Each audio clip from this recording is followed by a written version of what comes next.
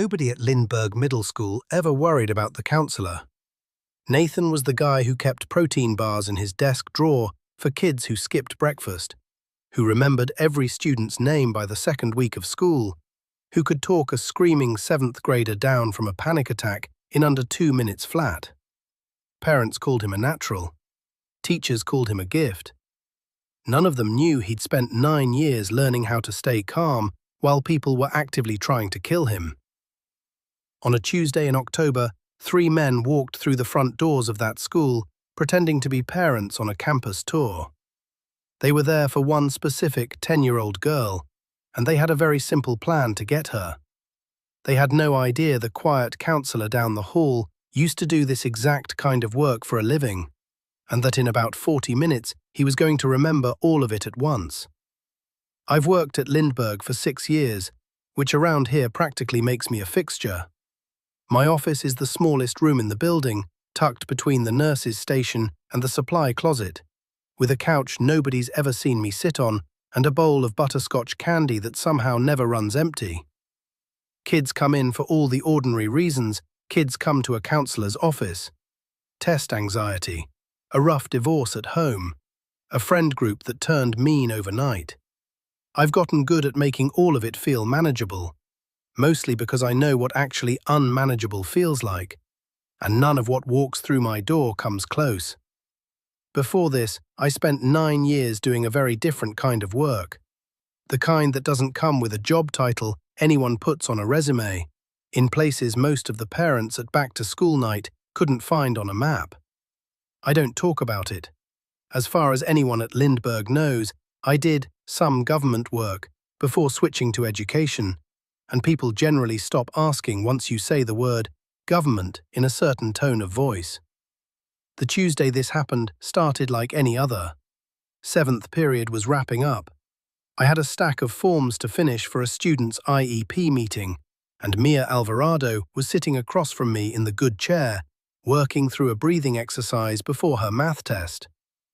Mia was 10 going on 30, the kind of kid who apologized for having feelings, which usually meant somebody at home had taught her, without meaning to, that her feelings were an inconvenience.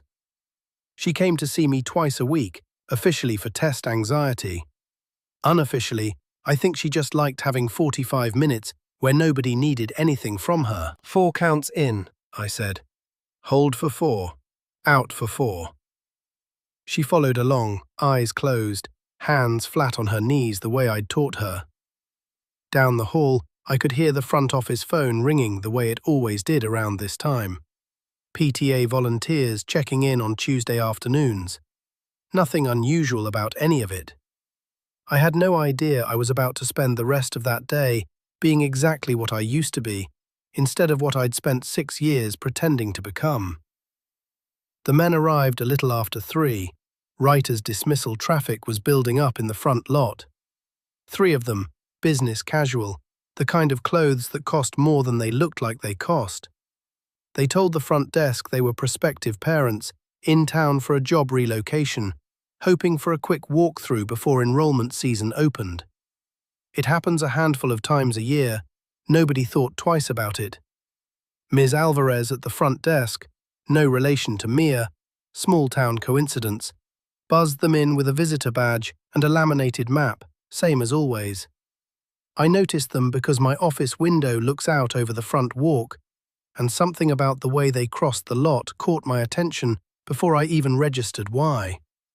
They weren't looking at the building the way parents look at a building they're considering for their kid. Parents look up, at the windows, the flag, the sign. These men looked sideways, at the cameras mounted over the entrance, at the sightlines down each hallway visible through the glass doors, at exactly where the exits were. I told myself I was imagining it. 6 years of butterscotch candy and breathing exercises will do that to a person. Sand down the parts of your brain that used to notice things like this, until you're not sure anymore whether you're seeing a real pattern or just missing your old life in a strange, misdirected way. Then one of them stopped at the office window and asked Ms. Alvarez a question I heard through the propped door. "Actually, do you have a student named Mia?" Mia Alvarado. My daughter mentioned her, wanted to see if they'd be in the same homeroom. It was a perfectly reasonable question. Parents ask things like that constantly. But something about the phrasing sat wrong with me. The specific, deliberate way he said the full name, like he was confirming something rather than asking it. I stood in my office doorway a second longer than I needed to, watching him through the gap. He didn't look at me. He looked past me, into the room, at Mia sitting in the chair, with her eyes still closed, hands still flat on her knees, completely unaware that a stranger in the hallway had just said her name like a password. I closed my door gently and told Mia her session was over for the day. There's a specific memory I don't talk about, one that surfaces every time some part of my old life leaks into this one. A compound outside a city I'm not going to name, 9 years ago, a room full of people who thought the quiet man in the corner was nobody worth watching. I'd spent 4 days getting invited into that room by being exactly that. Quiet, unremarkable, forgettable. The mistake everyone in that room made was assuming forgettable meant harmless. It wasn't training that taught me the most useful lesson of that whole career. It was a mentor of mine, a woman named Ferris, who ran operations longer than I've been doing this job, who used to say the same thing before every op. The goal isn't to be invisible. Invisible gets noticed eventually. The goal is to be so unremarkable that nobody thinks to ask twice.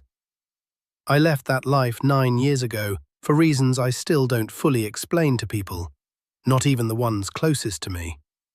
I wanted a version of purpose that didn't require anyone else to bleed for it. Counseling scared, ordinary kids through scared, ordinary problems turned out to be exactly that. But some habits don't retire just because you do. I still counted exits in every room I walked into. I still noticed when somebody's eyes moved wrong. And standing in my office doorway, watching a stranger say a 10-year-old's name like a password, I felt something wake up in my chest that I hadn't felt in 9 quiet years, and it did not feel like nostalgia.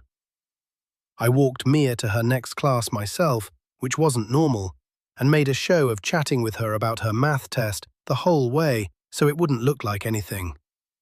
Then I went back to my office, closed the door, and did something I hadn't done in 3 years. I called Ferris. She picked up on the 3rd ring. "This better be good, Nathan. You know the rule."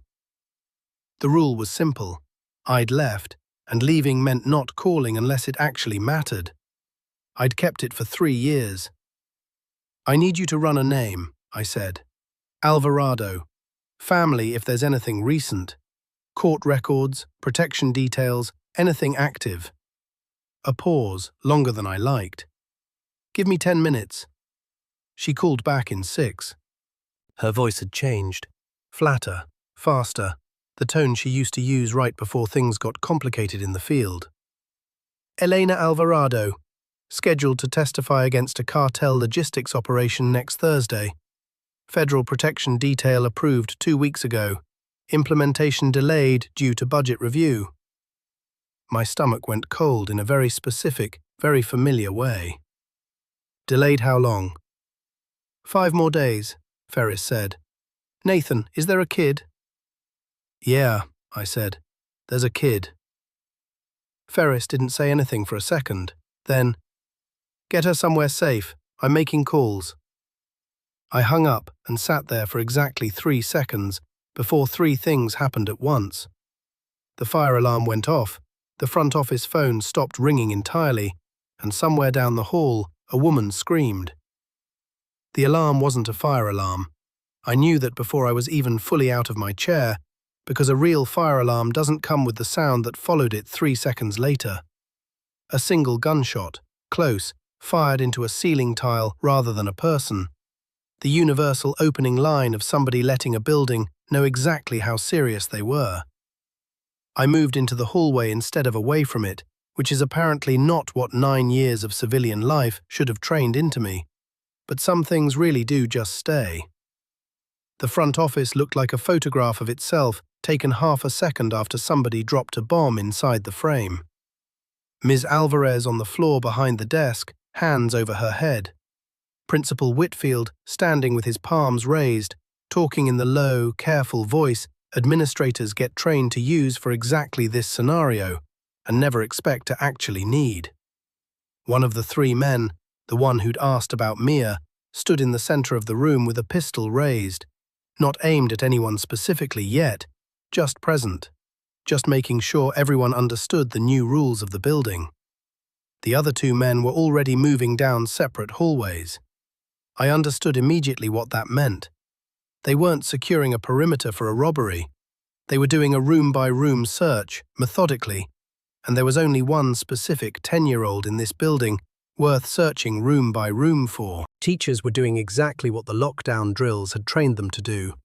Lights off, doors locked, kids silent under desks, which was the right call for an active shooter and exactly the wrong call for three professionals executing a targeted extraction. Locked doors don't stop men who brought the tools to open them. They just slow things down by about 4 seconds a door. I had maybe 90 seconds before one of those two men reached Mia's classroom, and there was no version of this where I got there faster by staying quiet in my office and calling 911 like a reasonable, retired person would. So I stopped being retired. I stepped into the main hallway with my hands loosely at my sides, unhurried, wearing the exact expression I use on a kid mid-meltdown. Calm, open, not a threat to anyone. The lead man, the one from the office window, turned toward me fast, pistol coming up. Hands where I can see them. I raised them slow, palms out. I'm just the counselor. My office is right there. I nodded toward it. I heard the alarm. I wasn't trying to... Get on the floor. Okay, I said, and got down, slow, unthreatening, the way an actual unarmed, terrified school employee would. Every motion deliberate, nothing sudden, nothing that would read to a trained eye as anything but compliance. Meanwhile, underneath all of it, I was doing the only job that actually mattered right then. Counting. 3 visible weapons, all pistols, no long guns yet, which told me they hadn't expected serious resistance and hadn't packed for it. 1 radio, clipped to the lead man's belt, active, meaning at least one more person was coordinating from outside. A driver, probably, watching the street for police response times. The lead man crouched down near me, close enough that I caught the specific, expensive cologne of a man who'd clearly never once imagined losing control of a room like this. You seen a student today? Girl, maybe 10? Alvarado. I see 40 students a day, I said, keeping my voice exactly as unremarkable as I'd trained myself to sound for the last 9 years. I don't know most of their last names. He studied me for a second too long. Something about my voice, or maybe just my stillness, didn't fit the shape of fear he was used to seeing on the floor in front of him. He didn't say anything about it yet. He just filed it away, the way I once filed away exactly this kind of small, wrong detail about people, back when noticing it was my entire job. He hauled me up by the collar and shoved me toward the center of the office, next to Ms. Alvarez and Principal Whitfield, close enough to the desk that I could see the radio crackling faintly against his hip. Static, then a voice. Room 14's clear, moving to 15. Room 15 was Mia's homeroom. I had maybe 90 seconds, possibly less. You're very calm for a guy with a gun in his face, the lead man said, watching me instead of the radio. Most people your age start crying by now, or praying. You're doing neither. I deal with panicking kids for a living, I said. Somebody's got to be the calm one in the room. It was true, and it was also, I realized as I said it, exactly the wrong kind of true. The specific, practiced calm of somebody who'd spent 9 years learning to stay level while people around him lost their minds. He heard it too.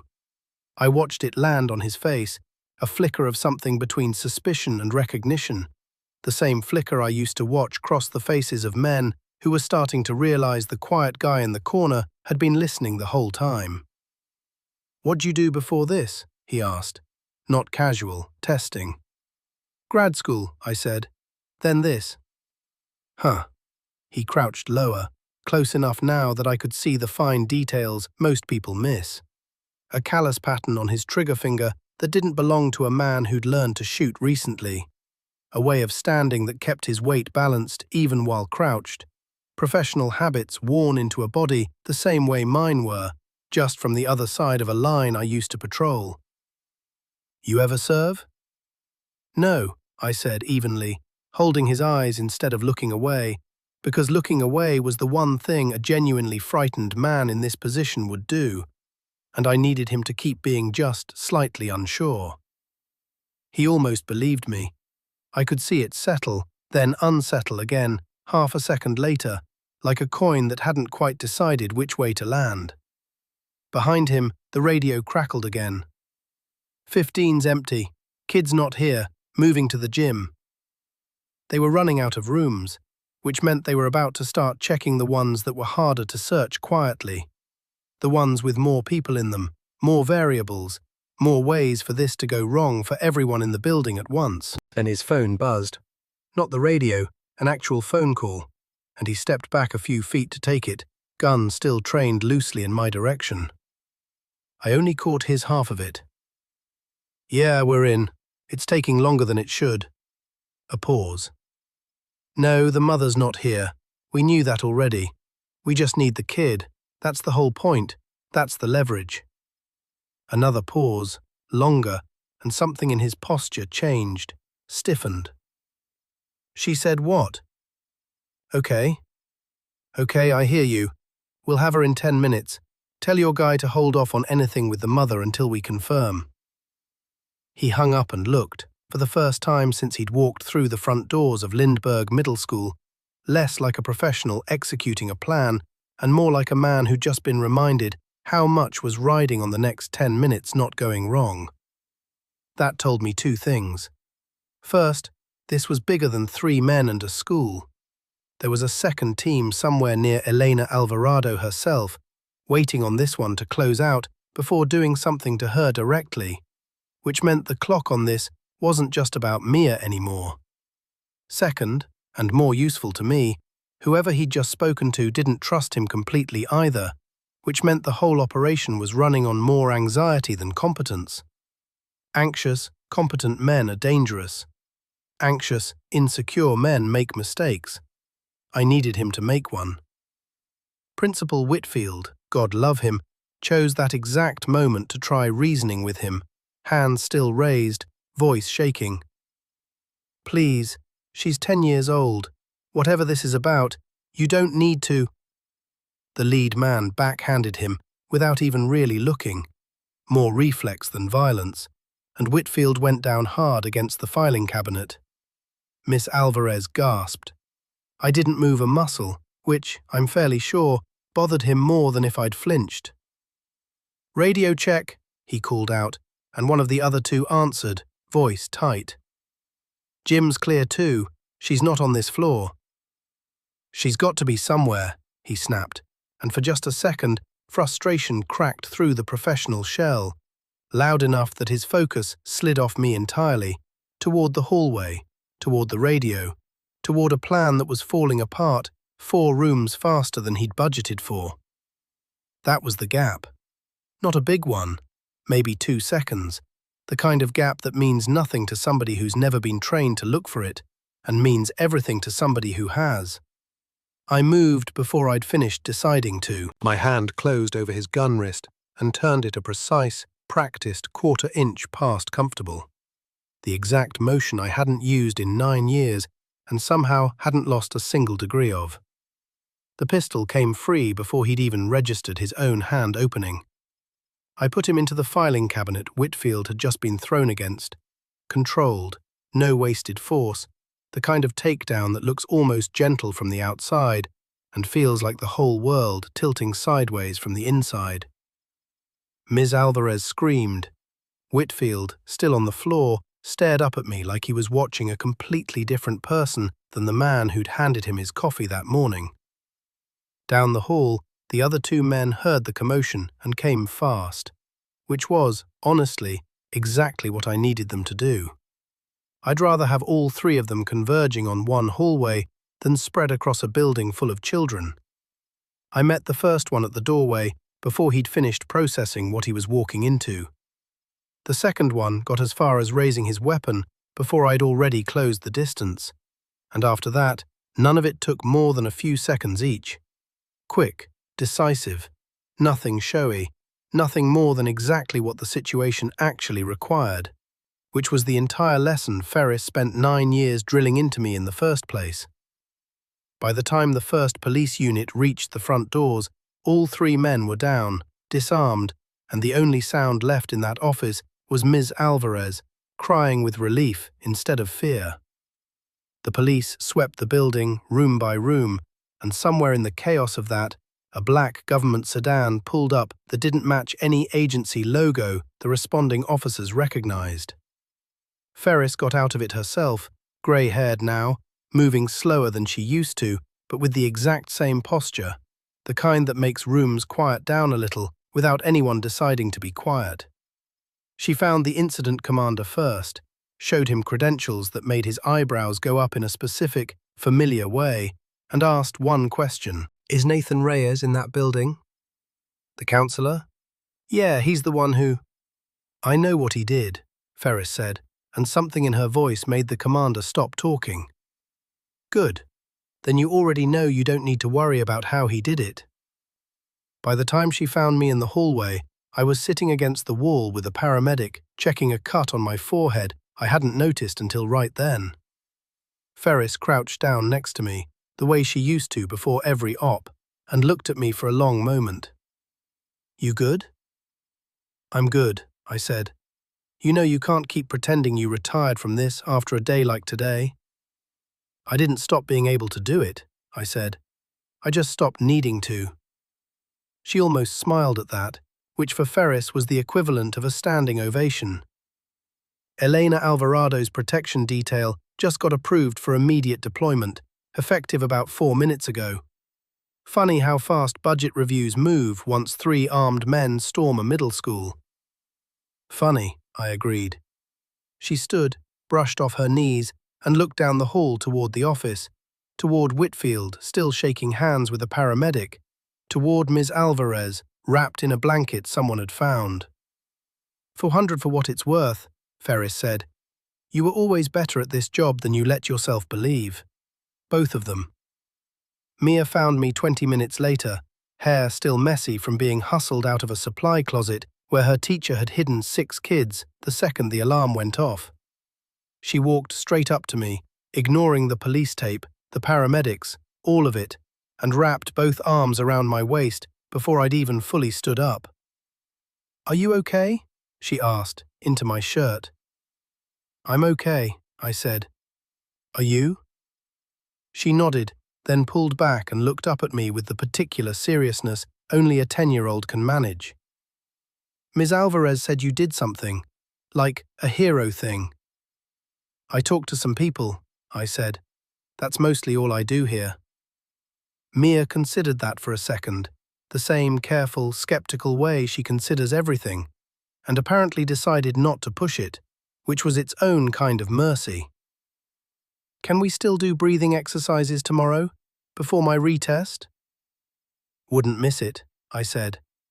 She smiled for the first time since I'd met her that felt like it belonged to a kid who didn't have to apologize for having feelings, and headed off to find her mother, who I later learned would be under federal protection within the hour, and would go on to testify, safely, the following week. I went back to my office that evening, past the crime scene tape, past the bowl of butterscotch that had somehow survived the entire afternoon untouched, and sat down at my desk like it was any other Tuesday, because as far as this town needed to know, it basically was. If you've ever underestimated the quiet person in the room, tell me about it in the comments. I read every one. And if this story kept you here until the end, hit subscribe. It genuinely helps keep these stories coming. Thanks for watching. I'll see you in the next one.